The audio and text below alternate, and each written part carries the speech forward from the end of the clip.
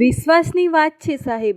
આજે માણસ 100 રૂપિયાના તાળાના ભરોસે લાખ રૂપિયાનો સામાન મૂકી છે, પણ લાખ રૂપિયાના માણસના ભરોસે 100 રૂપિયાની વસ્તુ મૂકવા તૈયાર નથી. જીવનનું ગણિત એટલે અનુભવોને સમજવાની, જીવવાની, જીરવવાની, પચાવવાની કાબિલિયતનો સરવાળો. વિશ્વાસ એક એવું સોનું છે કે તેના ઉપર અડધી રાતે પણ લોકો ધિરાણ આપે છે. શૂન્ય અને વર્તુળ દેખાવમાં સરખા હોય તો પણ શૂન્યમાં આપણી એકલતા હોય છે અને વર્તુળમાં આપણા માણસો. પોઝિટિવ વિચારવાવાળા તો પોઝિટિવ જ વિચારે છે, બાકી વગર કારણે વાંક કાઢવાવાળા ને તો બદામમાં પણ કાકરી આવે છે.